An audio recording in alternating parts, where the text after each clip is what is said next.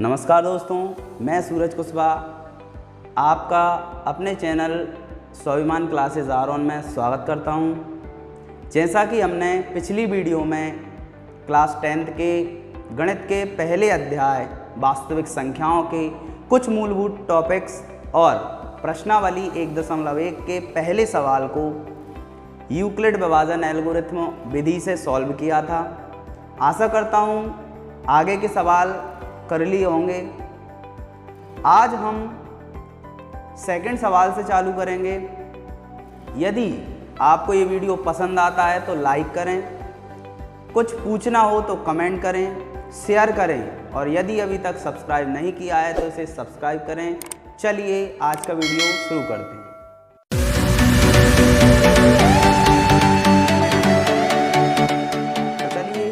प्रश्नावली 1.1 के सवाल नंबर 2,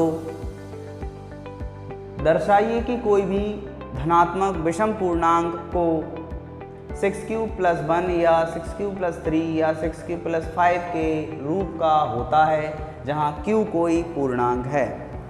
तो इबारत वाले सवालों को सॉल्व करने के लिए हमें मानना पड़ता है, सपोज करना पड़ता है। इसमें पूछा क्या है? धनात्मक विषम पूर्णांक।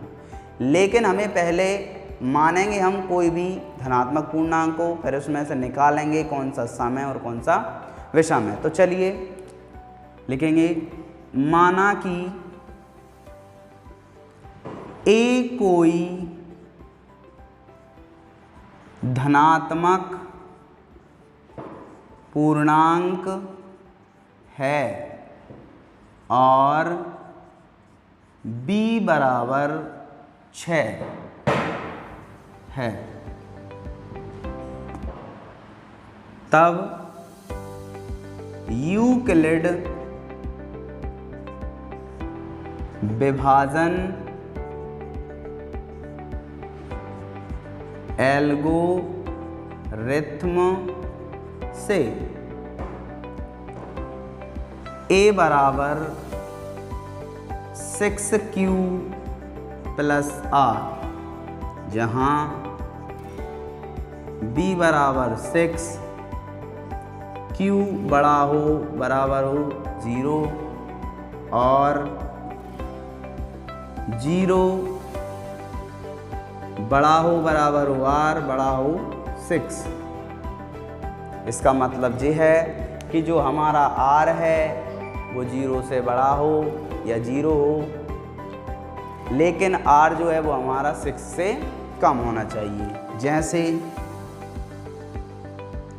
r बराबर हम वैल्यू रख सकते हैं 0, 1, 2, 3, 4 और 5 तक लेंगे। ऐसे सवालों में हम जो r की वैल्यू मानते हैं वो जो हमें b की वैल्यू दी है उससे एक कम मानना पड़ता है। जैसे हमें यूक्लिड विभाजन विधि क्या होती है? a बराबर bq + r, लेकिन हमें b की जगह पे क्या दिया है? 6 दिया है। क्या दिया है?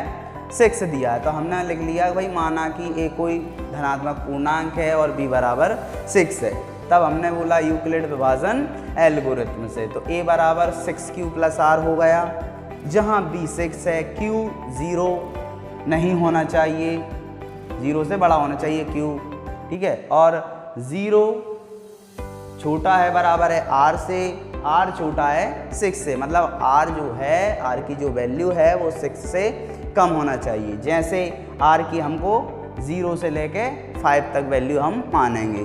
तो चलिए, इसलिए एक एक बार करके हम लिख देंगे। जैसे a बराबर 6q + r की जगह क्या रखा अपन ने? 0, तो क्या आएगा? 6q।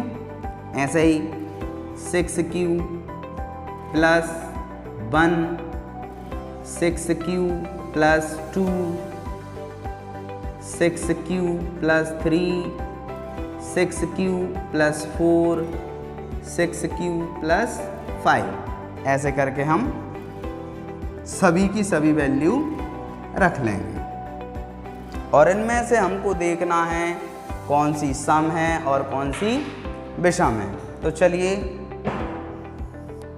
हमें पता है, हमने पिछली वीडियो में सीखा है कौन सी सम होती हैं और कौन सी विषम होती हैं। सम वो होती हैं जिनमें 2 का भाग चला जाता है, और विषम कौन सी होती हैं? जिनमें 2 का भाग नहीं जाता है। तो चलिए देखते हैं। सबसे पहले हमने देखा कौन सी सम है, इसमें चला जाएगा। चलिए देखते हैं। जहाँ या ऐसे लिख सकते हैं, चूंकि यहाँ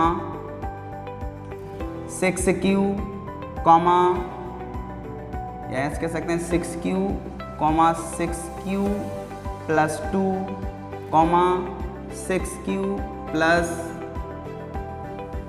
4 सम धनात्मक पूर्णांक हैं। 6q plus 1, 6q plus 3, 6q plus 5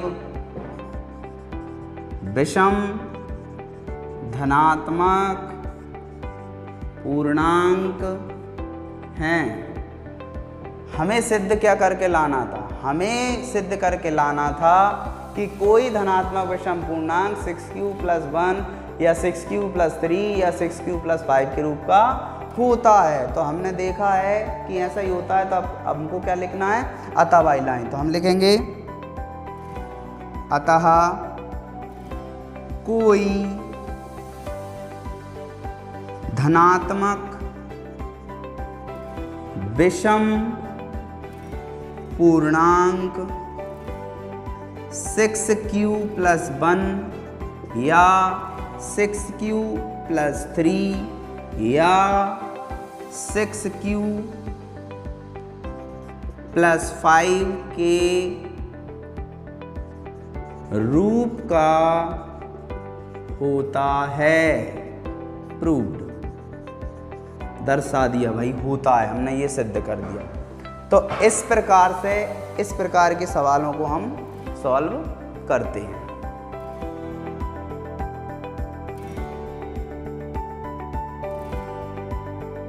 तो चलिए एक बार फिर से देखते हैं।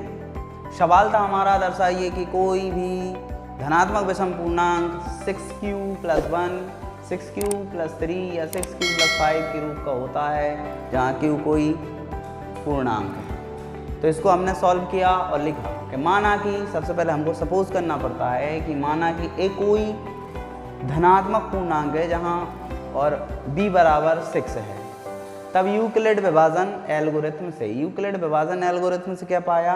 a बराबर bq प्लस b की जगह पे हमने क्या माना है? 6, इसलिए हो गया a बराबर 6q प्लस r, जहाँ b बराबर 6 है, q बड़ा हो बराबर हो 0 से और 0 छोटा हो बराबर हो r, r छोटा हो 6 से। जैसे r बराबर हमने क्या माना? 0, 1, 2, 3, 4 और 5 तक, मतलब जो हमारा b है उससे एक अंक कम होना चाहिए। इसलिए a बराबर पहली संख्या रखी 6q प्लस r की जगह क्या रखा? 0। तो हमारे पास क्या आया? 6q, a बराबर 6q अकेला आया। आगे चले तो a बराबर 6q प्लस r की जगह क्या रखा?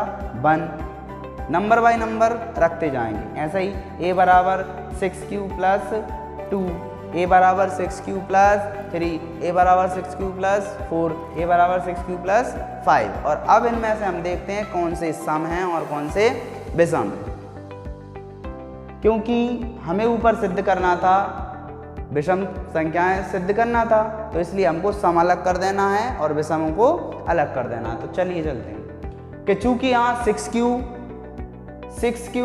प्लस 2, 6q प्लस 4 समधनात्मक पूर्णांक हैं, 6q प्लस 1, 6q प्लस 3 और 6q प्लस 5 विषम धनात्मक पूर्णांक हैं। अतः हमारा सिद्ध हो गया, लिखेंगे अतः कोई धनात्मक विषम पूर्णांक 6q प्लस 1 या 6q प्लस 3 या 6q प्लस 5 के रूप का होता है। और प्रूव्ड या इति सिद्धम, इतना अपन लिख देंगे।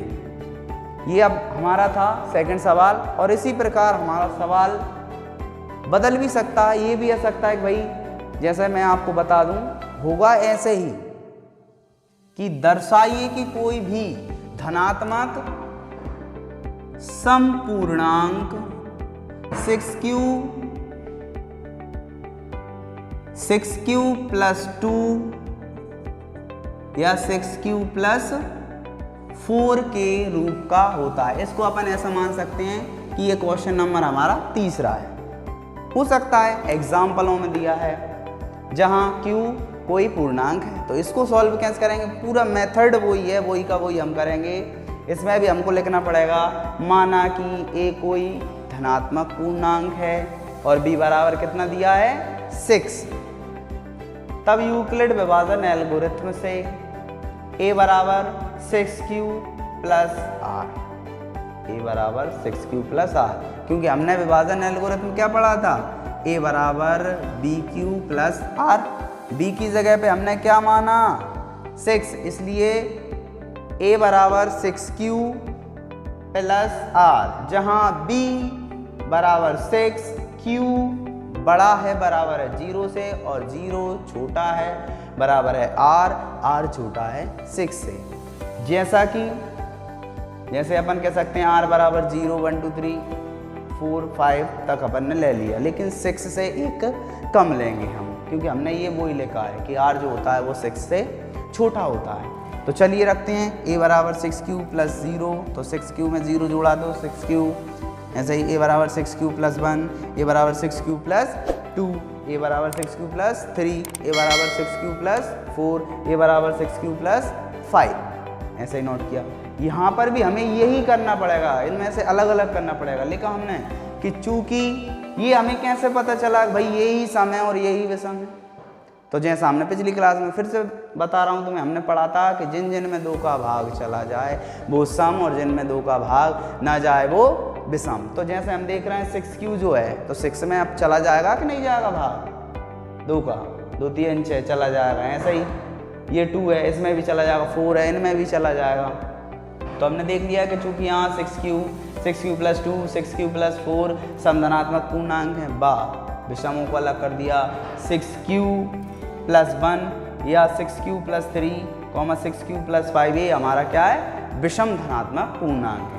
अतः फिर से सिद्ध होगा कि अतः कोई धनात्मक सम पूर्णांक, क्योंकि हमारा क्वेश्चन क्या था, समपूर्णांक पूछा है, इसलिए समपूर्णांक 6q या 6q प्लस 2 या 6q प्लस 4 के रूप का होता है। तो इसी प्रकार हमारे एक ही विधि से कितने सवाल हुए, 2 सवाल हुए।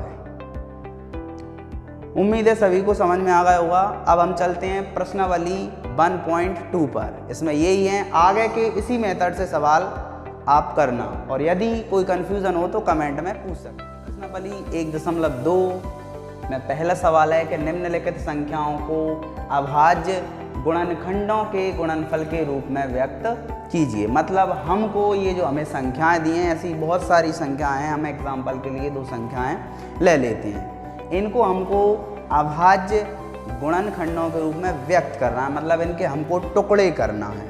तो चलिए कैसे करते हैं, फर्स्ट वाला देखते हैं अपन।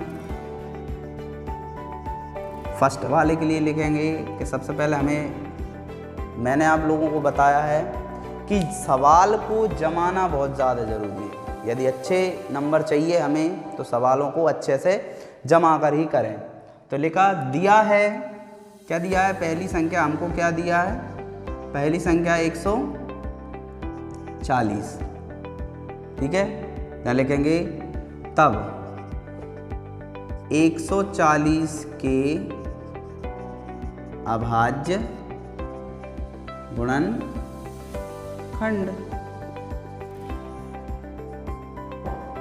ऑब्जेक्टिव टाइप का क्वेश्चन इससे बनता है। तो चलिए करते हैं इसको अपन। जिसको डायरेक्ट नहीं आता वो पहले ऐसे करते हैं अपन, छोटी क्लासों में जो करते थे कि 140 जो है उसको हम सबसे पहले 2 से तोड़ेंगे। 2 से तोड़ा, 2 एकम 2, 2 दूनी 4, 2 तीन 6, 2 चौके 8, 2 पंजे 10, 2 छंग 12, 2 सत्ते 14, 2 से फिर से चला जाएगा, 2 तीन 6 और 2 पंजे 10। आगे देखते हैं अपन, अब 2 से जाएगा, नहीं जाएगा। अब हमारा किससे जाएगा, 3 से देख लो, नहीं जा रहा। 5 से हमेशा जब भी किसी संख्या को हमको तोड़ना है तो छोटी संख्या से तोड़ना प्रारंभ करेंगे। सबसे पहले 2 से देखो कट रही है या नहीं, फिर 3 पे जाओ, ऐसा नहीं डायरेक्ट उछाल ले रहे हैं, डायरेक्ट 5 पे पहुंच गए। तो पहले हमने 2 से देखा कट गया, 3 से नहीं जा रहा, 5 से देखते हैं, 5 7 35 कट गया।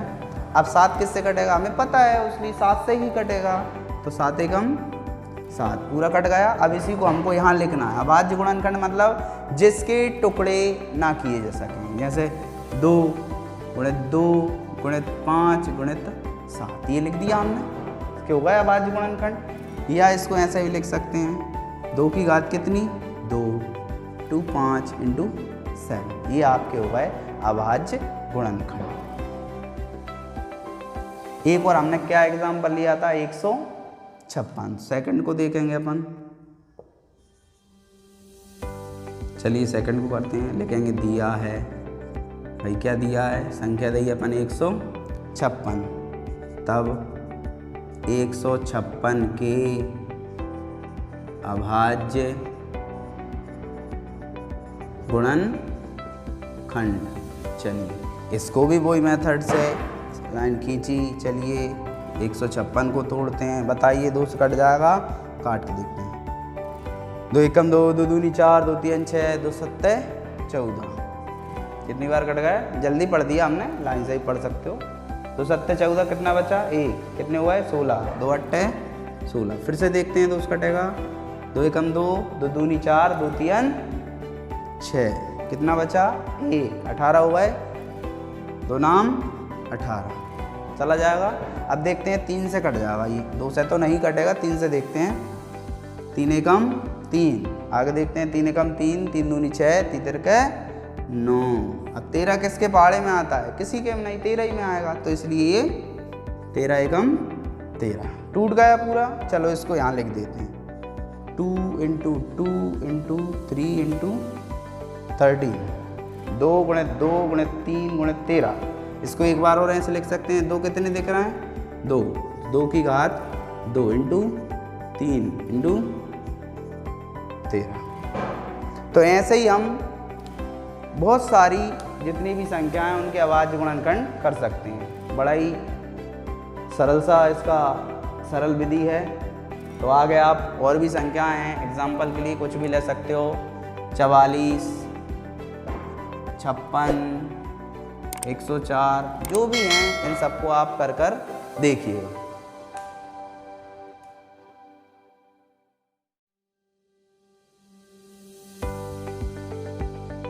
तो चलिए एक बार फिर से देखते हैं। क्वेश्चन था निम्नलिखित संख्याओं को अभाज्य गुणनखंडों के गुणनफल के रूप में व्यक्त करना था। कुछ संख्याएं दी हैं, बुक सभी के पास है, जिनमें से हमने 2 संख्याएं उठाई हैं, 140 और 156। तो इनको हमको अभाज्य गुणनखंडों के रूप में व्यक्त करना है, इनके यानी कि इनके हमको टुकड़े करना है। तो चलिए फर्स्ट संख्या उठाएंगे, उसके लिए लिखा फर्स्ट सॉल्व दिया है, कितना क्या दिया है 140, और हमने लिखा तब 140 के अभाज्य गुणनखंड।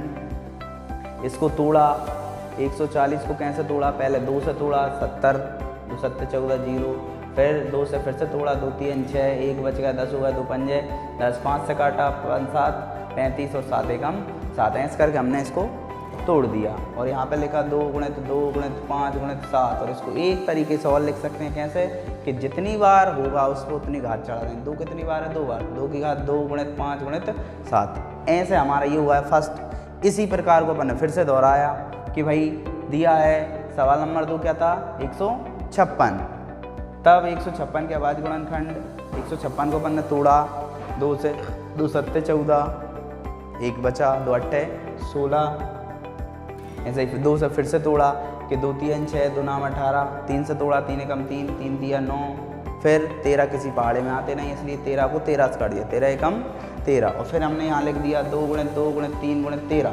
ऐसे ही हमको 2 कितनी बार मिला 2 बार, तो 2 की घात 2 गुणित 3 गुणित 13। तो ऐसे हम कोई सी भी संख्या के अभाज्य गुणनखंड कर सकते हैं। आज की वीडियो में इतना ही। हमने पहले जो 2 सवाल किए, ऐसे ही और सवाल भी हो सकते हैं, और इस मेथड से कई संख्याओं के आप अभाज्य गुणनखंड करना सीख सकते हैं और आप करिए। यदि कोई कन्फ्यूज़न हो तो उसको कमेंट में लिखकर पूछ सकते हैं। और यदि आपको ये वीडियो पसंद आता है तो लाइक करें, शेयर करें, और यदि सब्सक्राइब नहीं किया है तो ज़्यादा से ज़्यादा इसको लोगों तक पहुंचाएं और सब्सक्राइब करें। धन्यवाद।